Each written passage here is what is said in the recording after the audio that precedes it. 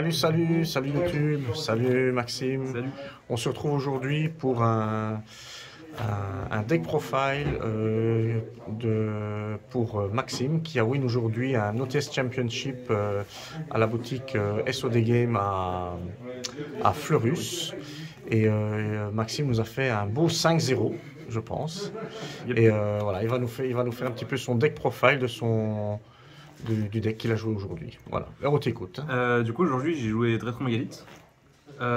Aujourd'hui, j'ai joué contre Round 1 Dragon Maid Dragonity. C'est celui qui avait gagné le WCQ de la librairie Max à Charleroi. Nicolas, ouais. Round 2, j'ai joué contre Prankit Brave Token. Round 3, j'ai joué contre Sky Striker. Round 4, j'ai joué contre Based. Et Round 5 contre Elvin.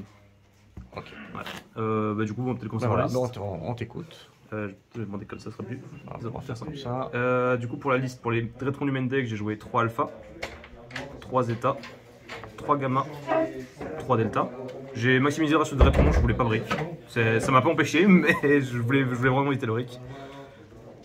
Du coup, pour tout ce qui va chercher des Dredtron du main deck, on a 3 Émergences, 3 Nova, 1 Fafnir, 1 Foolish. Au niveau du Fafnir et du fait que je max le ratio de Dredtron, c'était par rapport à la liste de Valerio Ferleno, je crois, celui qui a fait top 32 au dernier YCS Las Vegas avec Dredtron. Je voulais pas jouer trop Fafnir pour le fait que si jamais on draw Terraforming et Fafnir, c'est des cartes qui font rien, et si jamais on draw plusieurs Fafnir, c'est aussi des cartes qui font rien, et Fafnir Nova, c'est des mauvais combos, donc je voulais pas piocher ces deux cartes là en même temps en fait. Donc j'en ai tenté qu'un seul, au final ça a été vachement utile, et j'ai aucun regret à ce niveau là. Tu sens que tu briques moins Aujourd'hui, j'ai quand même open 3 droplets en main de départ, ainsi que 2 cartes qui font rien, et 3 Cyber Emergency, ainsi que 2 cartes qui font rien. Donc, je pense que ça aide à la brique, mais on peut pas tout forcer non plus, quoi. Et la Métonis aussi, hein, pour Dredtron du main deck, c'est rien à dire dessus. Pour l'Engine Fury qui supporte les Dredtron, il y a 2 Diviners et 1 Manju. Le Manju, vous comprendrez plus tard pourquoi, je le montrerai, c'est du combo avec les mégalithes qui sont dans le deck aussi. Pour les monstres rituels, on a Benten, Idaten, Natasha. Natasha juste pour les OTK, faut surtout pas la jouer en side. Et la fameuse Natasha. La fameuse Natasha qui fait rager tant de personnes et qui vole tant de game. Et en plus, dans les monstres rituels, on joue le package mégalithe. Ouais. Du coup, ça crée des interruptions plus sur le board, ça crée de la recovery parce que ça permet de reprendre Benten. Et ça fait faire des trucs vachement bizarres mais qui marchent. Comme quoi on peut recycler une fois Métonis de plus pour jouer à travers des traps, etc. Et pour les interruptions, un call by 3 droplets. Et j'ai décidé de mettre une deck d'Alancea parce que je trouve ça très bon dans le format. On peut la set avec Dagda quand on va tenter de résoudre DPE à la standby, donc ça fait toujours une interruption en plus. Et c'est un non-ferry pour Herald Orange. Le Herald Orange ici, du coup c'est jamais quelque chose de mauvais à aller chercher ou avoir en main. Et pour terminer, les briques, la faux, les 2 Fusion Destiny et les 2 targets de Fusion Destiny. C'est tout pour le main deck, je suis à 45. 45 en main deck. Hier j'étais à 46, mais j'ai juste cut la Terraforming pour arriver à 45. Et que ça m'arrivait trop souvent pour aucune raison de draw Terraforming et Fafnir. Du coup j'ai plus de target, je peux rien faire. Pour l'extra deck, les 2 mules bêta. Je pensais le cut à 1, comme la liste justement du YCS. J'ai pas trouvé l'audace de le faire. C'est juste, je n'ai pas assez confiance sur le fait que j'allais me faire arrêter là-dessus en fait. Du coup, je voulais en jouer un deuxième pour assurer. Les targets à Diviner, on a le Herald Entes. Toujours dans le côté Xyz, on a le Dweller. Du coup, c'est là l'intérêt du Manju. C'est qu'on va pas chercher la Diviner. Et en gros, quand on va rituel summon le Ophiel pendant le combo, Ophiel et Manju, ça va nous donner Dweller. Du coup, ça permet de forcer une droplet ou un calice en draw phase avant de faire des PO Size. Ça crée plus d'interruptions et ça FTK beaucoup de decks, mine de rien. Toujours en Xyz, la Donner, le Zeus.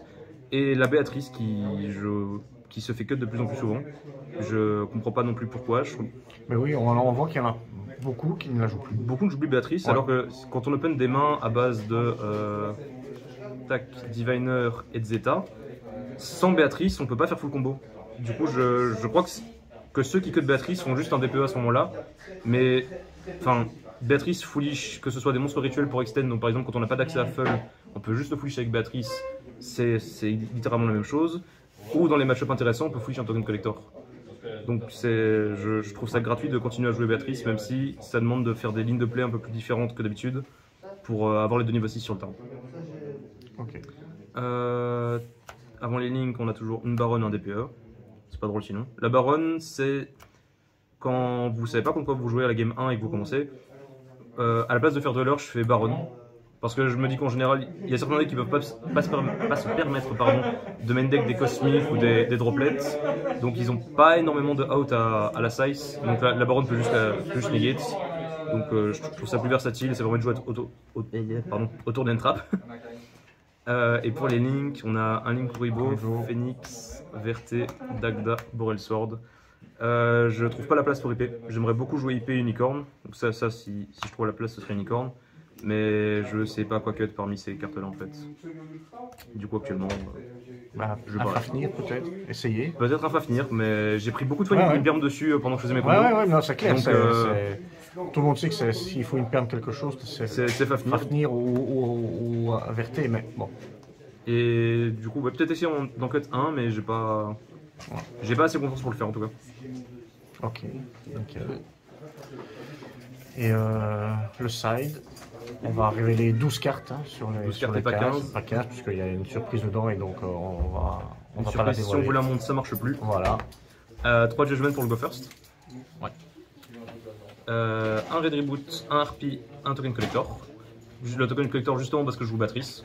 Sinon, je pense que j'en jouerais 3. Si tu ne jouais pas Béatrice, ouais. Voilà, je pense que si tu joues pas Béatrice, t'en joues 3. Si tu joues Béatrice, tu peux te permettre d'en jouer qu'un et deux. En Go second, forcément, ça marche moins bien, mais juste le fait est qu'on ait une consistance quasiment de 100% quand on commence, c'est free win. 3 Evenly pour tout ce qui est deck back row, sur soul, etc. Fait, ouais. Et les 3 cyclones pour la faux. Les skill drain, etc. Enfin, skill drain, c'est pas un souci, le deck joue naturellement autour. Plus. Skill drain, il t'embête pas énormément aussi. C'est pas un souci, parce qu'on peut quand même faire des choses à travers. Ouais. Mais bon, au bout d'un moment, il va commencer à gagner, donc on doit quand même réussir à terminer la game assez vite, sinon rien. Donc voilà. Ok, mais parfait. Merci Maxime. GG encore une fois pour ton 5-0, ta qualif. Et on se retrouvera. Je sais pas si je peux faire un petit remerciement. Bien sûr, je voudrais remercier la team de stock, que ce soit pour le prêt des cartes, les tournois, les trajets, etc. C'est une super team. Voilà. C'est la team de Dimitri. La team de Dimitri, c'est ça. GG à lui et on se retrouvera de toute façon demain soir en stream. Si tu veux passer. Avec plaisir. Et puis mercredi pour le tournoi à la librairie. Okay. Voilà. Merci Paka. Ciao. À bientôt. Ciao.